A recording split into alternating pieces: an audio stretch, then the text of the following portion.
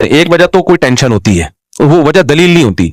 उनके लिए दुनिया में मुश्किलात और गम बहुत आ रहे होते हैं, वो दुआएं कबूल नहीं हो रही होती, तो कहते खुदा होता तो मेरी मुश्किलात हल करता। वो इस बेस पे खुदा का इनकार। ऐसे भी बहुत से लोग हैं दुनिया में। एक जर्मन से खातून आई, मुल्हिद थी, एथियस्ट थी, हमारे दोस्त में लाने के लिए लेकर आए। कमाल की बात है, उसको दुपट्टा पहना दिया अंग्रेज औरत को। मुफ्ती साहब से मिलने जा रही, दुपट्टा पहनो, बड़ी तमीज से ना दुपट्टे दुपट्टे पहन के। अंग्रेज औरतें दुपट्टे में अजीब सी लग रही है, लग रहा तो मजाक कर रही है हमारे साथ, क्योंकि उनके दुपट्टे 100 साल पहले उतर चुके हैं। अब दुपट्टा लगता है कि अजीब से ही लग रहा होता है उनके ऊपर। खैर वो दुपट्टे में आई, अल्लाह उसको जज़ाए खैर दे। तो उसने वो खुदा की मुनकिर थी। क्यों? उसने कहा कि मैं बचपन में गॉड ने मुझसे मेरी माँ छीन ली, मुझे माँ की जरूरत थी, बचपन में मेरी माँ मर गई। तो इस गजब में उसने कहा मैं नहीं मानती अल्लाह को, खुदा को नहीं मानते, ये जुल्म किया मेरे साथ, जाओ हम भी नहीं मानते। तो ऐसी फजूल बात ना। खैर उसको तो जो मैंने जवाब देना था दे दिया। लेकिन ये भी होता है हमारे यहाँ, बहुत से लोग जब उनके मसाइल पूरे नहीं होते, तमन्नाएं पूरी नहीं होती, आरजुएं पूरी नहीं होती, कहते कहाँ है अल्लाह, मेरी तो शादी वहां हो नहीं रही जहां मैं चाह रहा था। ये है, इन बेसिस पे बहुत से लोगों ने खुदा का इनकार किया। मेरी तो तनख्वाह इतनी है ही नहीं, वो मेहनत कर नहीं रहा, पैसे कमा रहा है, हम तो 5 टाइम नमाज पढ़ रहे हैं, दुआएं मांग रहे हैं, तबलीग में सर रोजा लगा के दे रहा, कोई अल्लाह मल्ला माज अल्लाह नहीं है। ये होते हैं परले दर्जे के बेवकूफ। ये अल्लाह के वजूद को ऐसे मानना चाहते हैं कि अल्लाह हो लेकिन हम खुदा के खुदा हो, वो हमारा बंदा हो। इनको वो वाला खुदा चाहिए जिसके ये खुदा हो। जैसे मैंने भी मिसाल दी थी ना बयान में कि आपने बच्चा पैदा किया, आप घर में चल किसकी रही है? बच्चे की चल रही है, आपका कुछ चलता ही नहीं घर में। तो आप क्या कहते हो, यार मैंने गलती से क्या पैदा कर दिया? बाप पैदा कर दिया है ठीक है ना, गलती से मैंने क्या पैदा कर दिया है। जैसे अंग्रेजों के यहाँ बच्चे पैदा होने बंद हो गए हैं, उनके यहाँ बाप पैदा होते हैं कि बच्चों को आंखें दिखाई पुलिस आ जाएगी। बच्चा बाप को आंखें दिखाई इतनी जल्दी पुलिस नहीं आती, बाप बच्चे को आंखें दिखा दे फौरन पुलिस आए। वो बच्चे फिर बताते भी, अब दोबारा आंखें दिखाई, फोन दे, फोन ऐसे। एक आदमी ने मुझे खुद बताया, कह रहे मैं पाकिस्तान से अपनी फैमिली को अमेरिका लेके गया, तो मुझे गुस्सा आया बच्चे पे किसी बात पे, मैंने थप्पड़ लगा दिया उसके, बहुत बदतमीजी कर रहा था। तो उससे ये वाकया सुनाया ना, कहते हैं कि मैंने उसको थप्पड़ जैसी लगाया, मुझे पता ही नहीं, मैं तो आराम से एंजॉय कर रहा हूँ, पुलिस आई उठा के ले गई मुझे। कह मैं पर यार बच्चा बाप को यार थाने भी जवा दे। मैं तो कहता हूँ यार आदमी की क्या गुजरती होगी।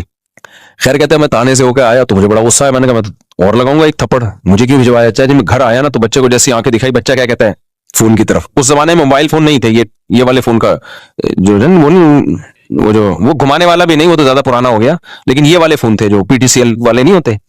तो कह रहे हैं फोन की इशारा करके कहता है, देख रहा है वो, कह रहा मैंने कहा भाई ये मैंने गलती से क्या पैदा कर दिया। तो वो मेरे सामने होता, पुराना वाकया हमारी हजरत को सुना रहा था, वो मेरे सामने होता, मैं कहता भाई आपने गलती से नहीं किया, इन मुल्कों में जानबूझकर बाप पैदा हो रहे हैं, गलती से नहीं हो रहे। लॉ ऐसा है कि अब औलादें पैदा हो ही नहीं सकती हैं, कानून ऐसा बन गया है। अब यहां जो भी पैदा होगा, वो जो हदीस में आता है ना, अंतलिदल अमतु रब्बतहा, हदीस में आता है क़यामत की अलामात में से कि बांदी अपने मौला को, आका को जनेगी। तो मतलब ये बाप किसको जनेगा? अपने बाप को जनेगा, बेटे को थोड़ी जनेगा। मैंने कहा ये तो हदीस है, तो कुर्ब क़यामत की अलामत है, तो अब्बा जने। मेरे पास होता तो मैं समझाता। कहते फिर मैंने सोचा कि यार ये तो बड़ा मसला हो गया ना, तो बड़ा मसला हो गया, अब ये तो मेरे ही बाप बन के जिंदगी गुजारेंगे। तो कहते हैं मैंने फिर बहाने से ये किया, मैंने कहा कि तुम्हें पाकिस्तान लेके जा रहा हूं, तो वहां फिर ऐसा भी नहीं हो सकता कि पाकिस्तान ले आओ आप, बच्चा कंप्लेन कर देगा गरीब मुल्क में लेके जा रहा है मुझे, ठीक है ना, आप नहीं ले जा सकते अपने बच्चे को अपनी मर्जी से, अमेरिकन नेशनल है वो, तो गवर्नमेंट पकड़ लेगी, बोलेगी यहाँ पैदा हुआ तो लेके कैसे जा रहे हैं वहां पे। तो कह रहे मैंने फिर बच्चों को ये कहा कि हम जरा चलते हैं घूमने, कायद आजम का मजार देखेंगे और ये वगैरह वगैरह जो चीजें होती हैं हम ये आपको दिखाएंगे। बच्चों ने कहा ठीक है जी इंजॉय करेंगे। कह रहे जब मैं एयरपोर्ट पे लेकर आया, घर में लेकर गया मैं, उसके बाद मैंने कहा बुला पुलिस को। आगे मैं यूट्यूब की पॉलिसी के खिलाफ है, मेरे खिलाफ ना एथियस्ट बहुत सारी कंप्लेंट्स इन्होंने डाली हुई है, यूट्यूब को इसका चैनल बंद करो, बहुत ज्यादा कंप्लेंट्स गई हुई है। तो आगे उसने वो कुछ किया जो यूट्यूब की पॉलिसी के खिलाफ। बच्चे कह रहे हैं हमारा कसूर क्या, कह रहे हैं एंजॉय कर रहा हूं मैं, एंजॉय, ठीक है वैसे ही यार, बस बहुत दिन हो गए थे, समझते हो। तो अंतलिदल अमतु रब्बतहा, बांदी किसको जनेगी? अपने आका को। वो जनना शुरू, बच्चे बापों ने अपने बापों को पैदा करना शुरू कर दिया। तो मैं ये मिसाल किस पे दे रहा था, फिर भी टाइम में बयान चला जाता है यार, कहाँ लेके चलते हैं बयान। ये मिसाल किस पे आई है वो बता रहे। हाँ वो बहुत बेहतरीन मिसाल में दे, शुक्र है आपने याद दिला दी, जज़ाकल्लाह। तो मैं मिसाल ये दे रहा था कि जो लोग ये कहते हैं ना हम टेंशन में हमारे अल्लाह ने ये भी नहीं किया, ये भी नहीं किया, तो अल्लाह कहते हैं ऐसे अल्लाह को मानने का फायदा, वो अल्लाह का इनकार कर देते हैं इस बेस पे, यार अल्लाह हमारे काम तो बना नहीं रहा, जहां मैं शादी करना चाह रहा हूँ शादी नहीं हो रही, और जहां मैं पैसे इतने कमाना चाह रहा हूं जॉब नहीं मिल रही, गुर्बत महंगाई में खर्चे पूरे नहीं हो रहे, तो दुआएं मांग के देख ली दुआएं पूरी नहीं हो रही, तो मैं नहीं मानता है माज अल्लाह ऐसे अल्लाह को। इस तरह के बहुत लोग हैं। भाई बात यह है कि जब आप अल्लाह को मान रहे हो ना, तो अल्लाह का मतलब पता है क्या है कि चलेगी उसकी, चलेगी आपकी नहीं। अल्लाह कहते हैं ऐसे वाले अल्लाह को मानो, ऐसे वाले अल्लाह। जब अल्लाह की चलेगी तो अल्लाह चाहेगा तो आपकी मर्जी की हो जाएगी शादी, नहीं चाहेगा तो नहीं होगी। अल्लाह चाहेगा तो आपको आपकी मर्जी की जॉब मिल जाएगी, नहीं चाहेगा तो नहीं मिलेगी। तो अल्लाह को मानने का मतलब अल्लाह वो है, हम अल्लाह थोड़ी हैं। तो चाहते अल्लाह की पूरी होंगी, हमारी थोड़ी पूरी होंगी, हमारी उतनी पूरी होंगी जितनी अल्लाह चाहेगा। तो अगर आपने ऐसे अल्लाह मानना है कि आप सब कुछ आपका चले, तो फिर अल्लाह कहते फिर मैं किस बात का अल्लाह हो गया भाई, अल्लाह तो फिर तू है। यहां एक इश्काल होता है कि जब अल्लाह ने अपनी ही चलानी है तो हमसे दुआओं का क्यों कहता है। एक सवाल होगा, जब अल्लाह ने मेरी वही करवानी थी जहां अब्बा चाह रहे थे, मेरी वाली तो अल्लाह ने दिलानी नहीं थी मुझे, तो फिर अल्लाह ने मुझे ये क्यों कहा कि रातों को उठ के तहज्जुद में दुआएं मांगा करो, ये क्यों कहा अल्लाह ने। अबे देखो, मैं आपसे कहता हूं, मैं किसी वजीर हो फर्ज करो, मैंने आपसे क्या एप्लीकेशन लिख के दो, एक प्रॉपर वे तरीका है, ये काम आप चाहते हो ना, आपके घर में बिजली का कनेक्शन लग जाए, गैस का कनेक्शन लगेगा तो फिर भी नहीं, लेकिन एक मिसाल दे रहा हूं गैस का कनेक्शन लग जाए तो आप एक एप्लीकेशन दो, प्रॉपर तरीके से लिख के दो, तो हम आपका वो काम कर देंगे। यहां दफ्तर में खड़े हो गए हमारा सर खराब मत करो। होता है ना, जैसे मुझसे कोई मिलने के लिए आता है, बेवक्त आ जाए, तो मैं कहता हूं भाई एक तरीका है, एडमिन से राब्ता करो, फिर बताओ क्यों मिलना चाह रहे हो। बाज़ दफा बिला वजह रिश्ते के लिए आ रहे होते हैं, हमारी शादी करा दें, तो भाई मैं नहीं शादियां कराता लोगों की, ये काम मेरा है ही नहीं। तो कोई वजह बताओगे, वो वजह माकूल वजह होगी, फिर हम टाइम दे देंगे, उस टाइम पे आ जाना। मैं तो फिर फारिग करके बैठता हूं अपने आप को उस टाइम पे। तो लेकिन आप उस टाइम पे भी आ गए, फिर भी मैं नहीं मिल रहा, तो आपको गुस्सा आएगा ना। फिर हमें ये लंबा चौड़ा प्रोसेस बोलो, बताया क्यों था भाई, पहले उस्मान से राब्ता करो, फिर कोई मुफ्ती साहब की डायरी में देखेंगे स्लॉट खाली है तो इसको दे दो, ये सारा करके भी आए तो जब मुफ्ती साहब है ही नहीं। आज मैंने जोहर में किसी को निकाह का टाइम दिया था, जोहर में मैं जामे रशीद में, मुझे जरूरी काम था और मुझे काम की वजह से मैं नहीं आ सकता था, लेकिन चूंकि मैंने टाइम दिया था, सिर्फ एक 5 मिनट का उसका निकाह पढ़ाने के लिए मैं इतना लंबा सफर करके आया और निकाह पढ़ा के वापस गया, मेरा 1 घंटा लगा। लेकिन क्यों, अगर मैं नहीं आता तो बुराई होती ना। ये अगला कहता है यार मुफ्ती साहब ने टाइम दिया और भाग गए, हालांकि मुझे बहुत मुश्किल हुई थी वो निकाह पढ़ाने, लेकिन मैंने कहा यार या तो टाइम नहीं देते, दिया है तो अब उसको पूरा करना है, या तो 1 हफ्ता पहले मुझे पता चल जाता ना मेरी मजबूत, तो मैं 1 हफ्ता पहले वो कैंसिल कर देता। लेकिन ऐन वक्त पे कैंसिल करना गैर अखलाकी हरकत है, इल्ला ये कि बहुत ही इमरजेंसी हो जाए। तो ऐसी इतनी बहुत इमरजेंसी नहीं थी। कितना टाइम मैंने 5 मिनट के काम के लिए अपना बर्बाद किया, 1 घंटा बर्बाद, इस सेंस में नहीं कि वो वाकई बर्बाद, लेकिन जाहिरी लिहाज से तो बर्बाद ही हुआ ना। लेकिन बात यह है कि जब एक आम आदमी इसका ख्याल कर रहा है कि जब किसी को टाइम दिया हो तो भाई पूरा करना है, इल्ला ये कि इमरजेंसी हो जाए, एक प्रोसेस रखा है, जब आप उस प्रोसेस को पूरा करोगे तो फिर तो टाइम देना है। तो अल्लाह मियां ने भी जब ये कह दिया कि भाई ऐसे ही नहीं, बल्कि बाकायदा दुआ मांगो, 2 रकत पढ़ो, हाथ उठाओ, गिड़गिड़ाओ, मुझसे मांगो, मैं देता हूं, हमने सारा प्रोसेस पूरा कर लिया, फिर भी अल्लाह दे नहीं रहा, उसकी कहीं और हो गई, उसके बच्चे हमको मामू कह रहे हैं। फिर आदमी को गुस्सा आता है यार, ये एथियस्ट लोग बहुत से यही कहते हैं कि फिर बोला क्यों था दुआएं मांगो, जब गवर्नमेंट हमें कहती है एप्लीकेशन लिख के दो और जब तुम्हारा नंबर आएगा तो इस एप्लीकेशन पे गौर होगा तो हम ये तुम्हारा नलका लगवा देंगे। जब गवर्नमेंट नलका नहीं लगाती, हम गवर्नमेंट पे लानतें भेज रहे होते हैं यार, हमारे गटर के ढक्कन की 50 दरख्वास्तें हमने जमा करा दी है, गटर का ढक्कन नहीं लग रहा, करप्ट हुकूमत है, ये है वो है। तो यही होता है, फिर हम हुकूमत का इंकार कर देते हैं, बगावत पे आते हैं। तो हम अल्लाह मियां भी हमें कहा कि उदऊनी अस्तजिब लकुम, दुआएं मांगो, मैं तुम्हारी दुआओं को सुनूंगा, तुम्हारी पुकार का जवाब दूंगा, सब जूते का तस्मा भी मांगना हो वो भी टूट जाए तो मुझसे मांगो। तो अल्लाह ये तो जूते के तस्मे मुझसे मांगो, और हम जनाब तुझसे जरूरी चीजें मांग रहे हैं। रोटी तो जरूरी है, रोजगार जरूरी है, और गरीबों को कितनी गालियां आजकल फेसबुक पे पड़ रही हैं। तो अल्लाह ये तो अब ये तो हमने सरोजा भी लगा लिया, हज करके दुआएं मांग ली, बैतुल्ला के खिलाफ को पकड़ पकड़ के जितना एक्सट्रीम लेवल पे हम जा सकते थे ना चले गए। उम्रे पे गए, वहां हमने बैतुल्ला के खिलाफ को पकड़ पकड़ के दुआएं मांगी, मगर फिर भी हमें मामू के अलावा कोई लफ्ज नहीं मिला। बहुत से लोग इस चक्कर में एथियस्ट होते हैं कि यार ये कोई खुदा खुदा माज़अल्लाह नहीं है, होता तो कुछ तो उसको तरस आता ना हमारे ऊपर।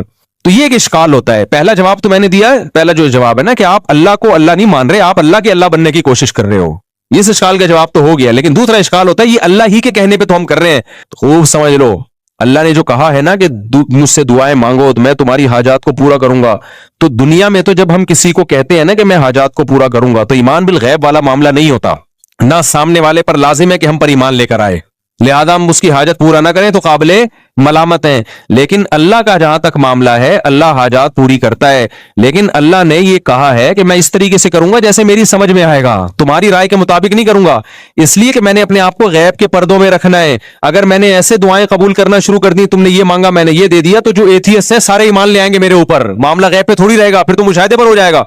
समझ में आ रही है बात कि नहीं आ रही?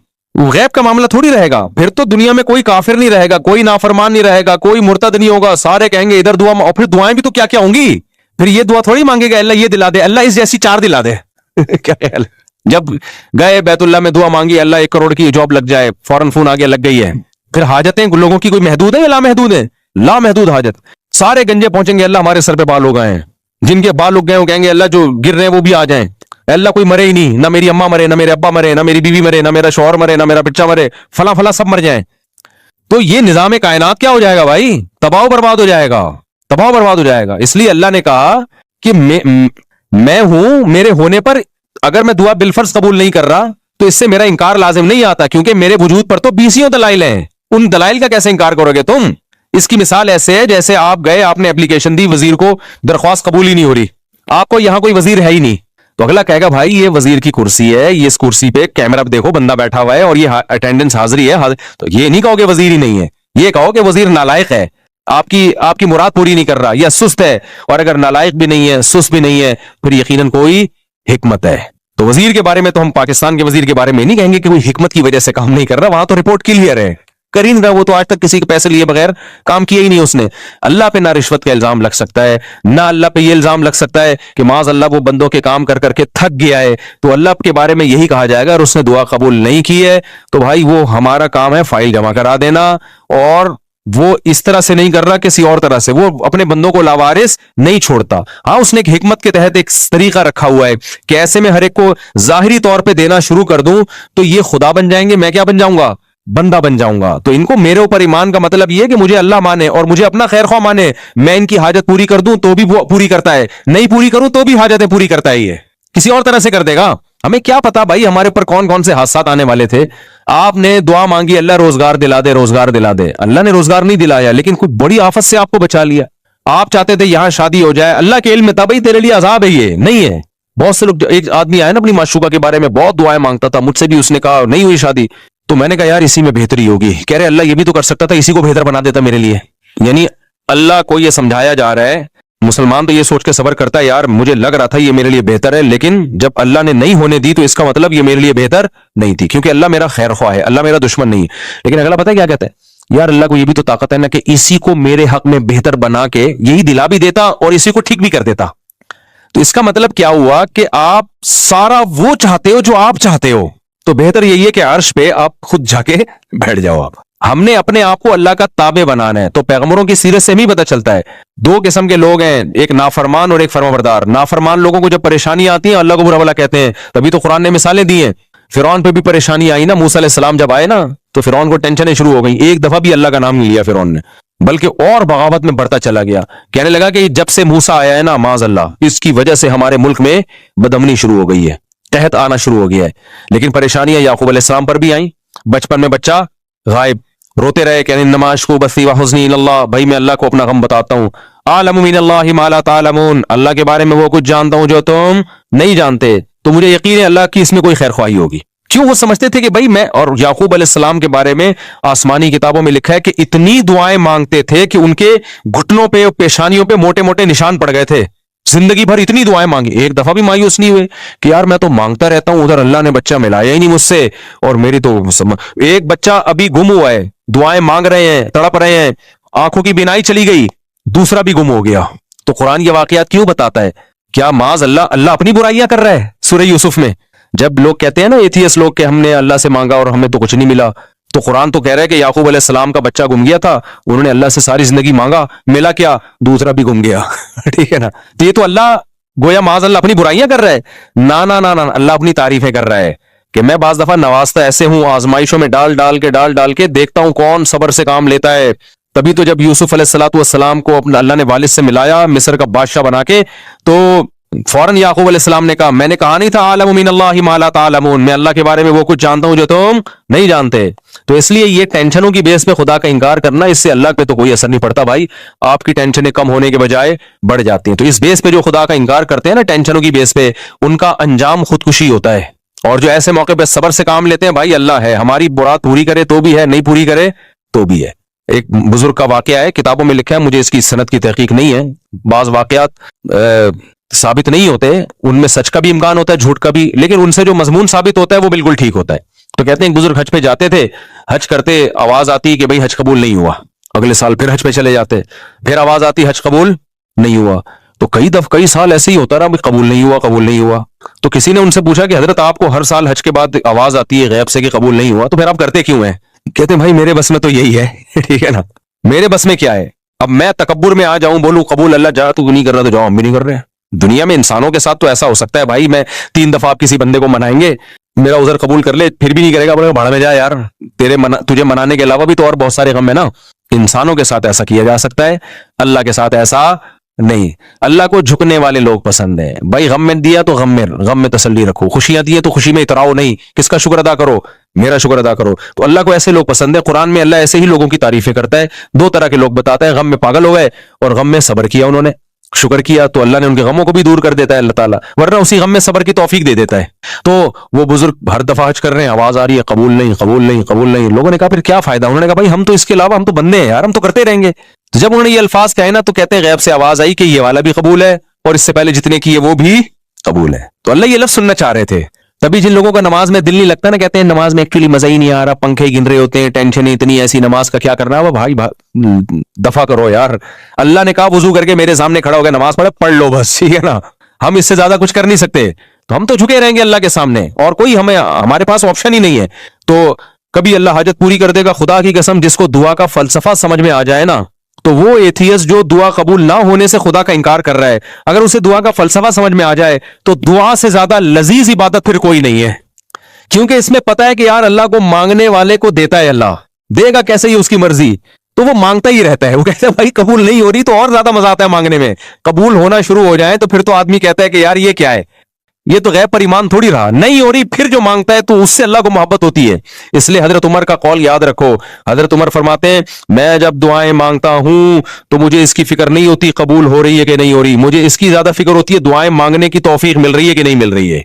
क्योंकि अल्लाह के से मांग रहे हो ना, अगर इसका मतलब अल्लाह के वजूद पर भी ईमान है, इस पर भी ईमान है कि हाजतें वही पूरी करता है, इस पर भी ईमान है कि उसके बगैर कुछ हो नहीं सकता, तो ये बड़ी क्वालिटी है भाई। बाकी कुछ मिले ना मिले, इसका मतलब आप कामयाब हो, चाहे नाकामी के नक्शे नजर आ रहे हो। क्योंकि अंजाम तो असल तो एंड का एतबार है कि अंजाम कैसा होता है आपका।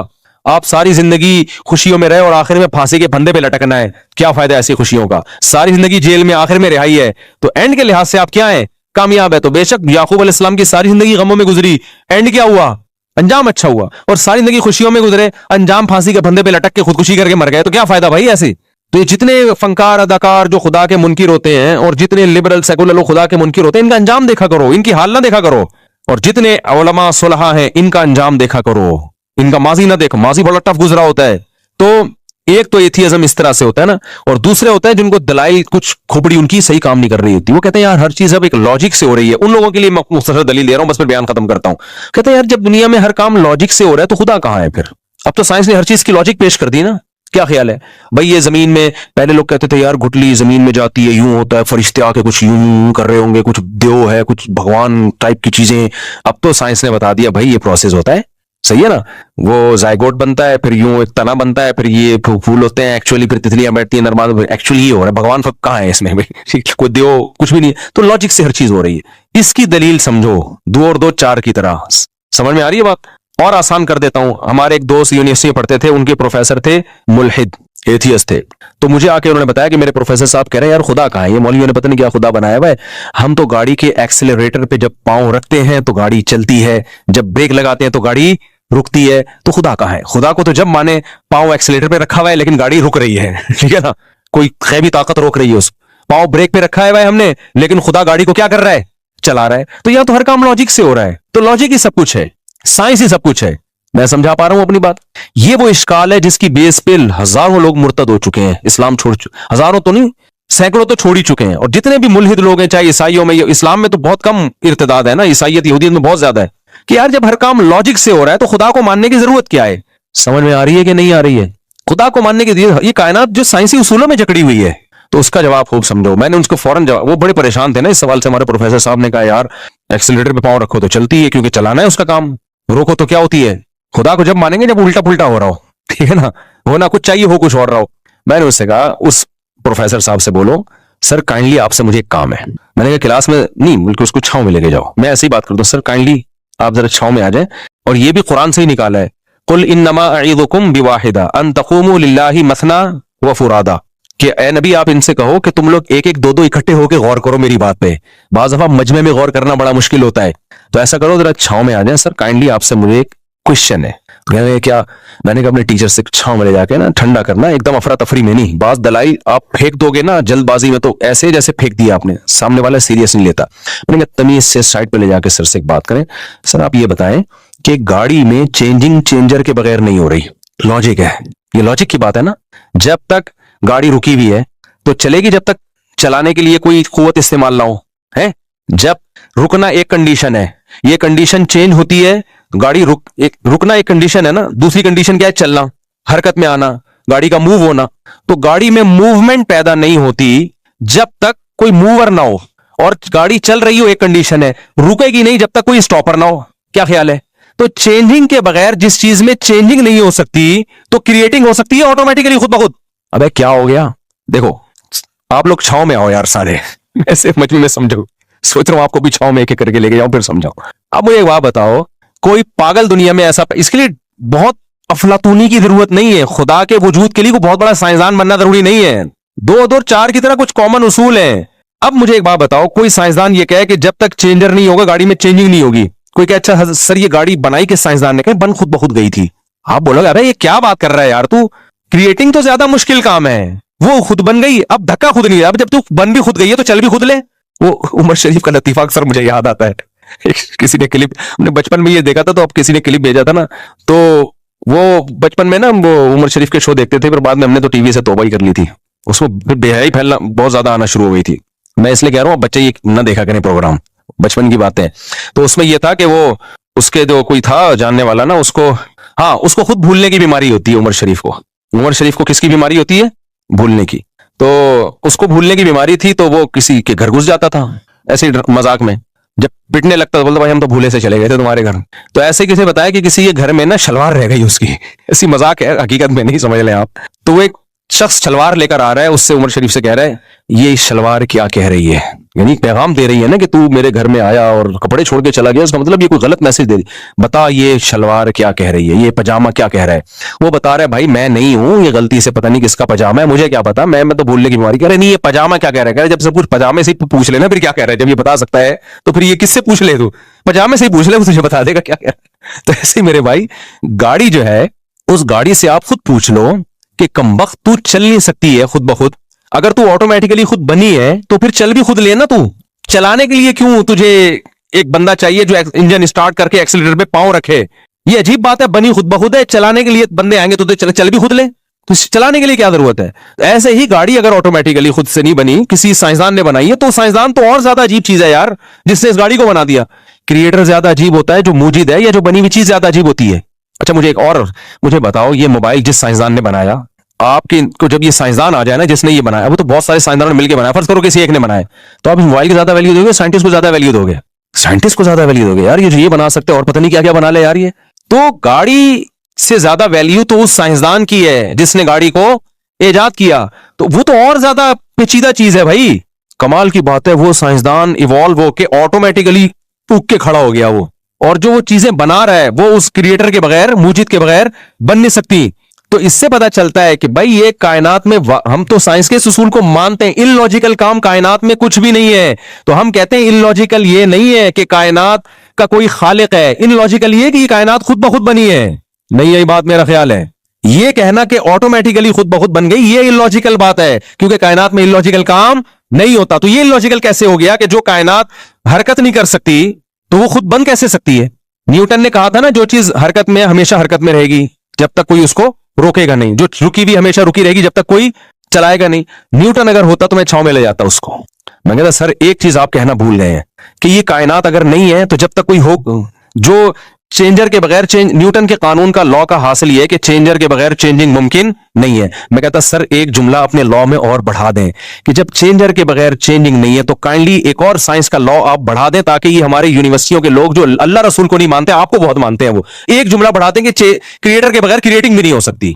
तो न्यूटन ने नहीं बढ़ाया क्योंकि मजहब न्यूटन का टॉपिक नहीं था, लेकिन कुरान ने बढ़ाया है बार बार कि जिस कायनात में चेंजर के बगैर चेंजिंग नहीं हो सकती, क्रिएटर के बगैर क्रिएटिंग का अमल कैसे हो गया? साफ पता चलता है, इसी लॉ से पता चलता है कि भाई न्यूटन का ये आधा लॉ पढ़ाया जा रहा है, क्योंकि आगे पढ़ा देंगे ना तो पता है नतीजा क्या निकलेगा। क्योंकि जब क्रिएटर के बगैर क्रिएटिंग नहीं हो सकती तो फिर बहुत सारे मसाइल खड़े हो जाएंगे सब सारी दुनिया के लिए। वो ये कि फिर क्रिएटर है कौन?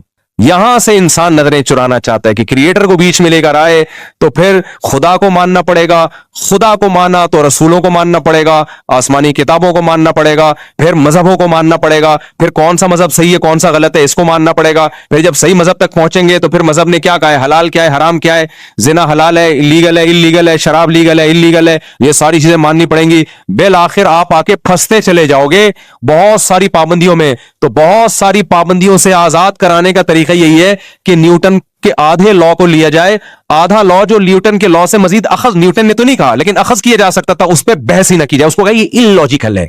दोबारा कभी छांव में मिलेंगे तो इंशाअल्लाह मैं दोबारा समझाने की कोशिश करूंगा, अभी इतना ही काफी है। तो इसलिए अल्लाह का वजूद दो और दो और ये जो बकवास करते हैं ना फजूल किस्म की कि खुदा को फिर किसने पैदा किया, ओ भाई ये इलॉजिकल इस कायनात के बारे में है कि खुद ब खुद बन जाए। खुदा को तो हम जानते ही नहीं है, वो इस कायनात का हिस्सा थोड़ी, वो तो कायनात से अलग है, उसको तो हमें पता ही नहीं। कमाल की बात है उस खुदा को हमेशा से मानने के लिए तैयार नहीं है, कह रहे अकल में नहीं आ रहा, और इस कायनात को हमेशा से मानने के लिए तैयार है जो अकल में आ रही है। वो तो और ज्यादा बेअकली की बात है कि ये कायनात हमेशा से हो, समझता नहीं है ना बात को, जब नहीं पड़ेगा रात को तो नहीं समझेगा बात को। तो इसलिए साइंस के चक्कर में ना अपने जहन्नम ना खरीदो मेरे भाई, साइंस को खुदा ना बना लो, जितनी है साइंस उतनी रहने दो उसको, ठीक है ना, इतने साइंस में है तो जितनी है उतनी रहने दो। तो ये नहीं हो सकता, इम्पॉसिबल है ये खुद ब खुद धमाके और सूरज चांद सितारे और इंसान और ये वसीम भाई कलीम भाई। मैं वसीम की मिसाल से देता हूं कि इंसान का लफ्ज भी मुबहम है, कहते हैं इंसान बन गया, अब वसीम को देखो अलग से ले जाके, यार ये कैसे बन गया यार, ये फिर आएगा नहीं भाई, ना गफ्फार बन सकता है, ना सुबुक्तगीन बन सकता है, ना वहीदा बन सकती है, ना नसरीन बन सकती है खुद ब खुद, ये नहीं हो सकता, इट इजंट पॉसिबल, ठीक है। तो अपने ईमान को मत बिगाड़ो, ये अहम बात थी। और एक और बात बयान में रह गई थी, हाँ, तो इसलिए मैं कहता हूं कुरान ने इस टॉपिक को बहुत ज्यादा छेड़ा है 3 हफ्ते से मुसलसल यही, और इस टॉपिक को कि तुम्हें आखिरत में हिसाब किताब देना है, मौत के बाद जिंदगी है।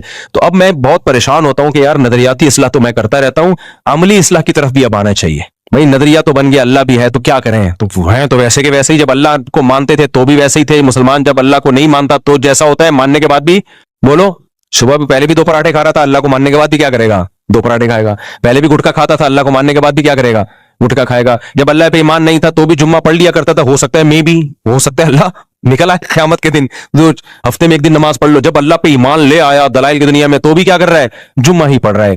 तो इसलिए इतना काफी नहीं है कि हम अपने नजरियात की इस्लाह करें, इंसान को तरबियत के लिए प्रैक्टिकली इस्लाह की जरूरत है। हमारे नबी ने सहाबा से रोजे रखवाए हैं, हमारे नबी ने सहाबा से ख्वाहिशात की कुर्बानी दिलवाई है, मैदान जंगों में लाके लड़वाया है सहाबा को। तो इंसान की इस्लाह सिर्फ बयानात सुनने से नहीं होती मेरे भाई, ये भी एक बहुत बड़ा हिस्सा है, प्रैक्टिकली कुछ करना पड़ता है। तो अब आप ना प्रैक्टिकली कुछ करना शुरू कर दें।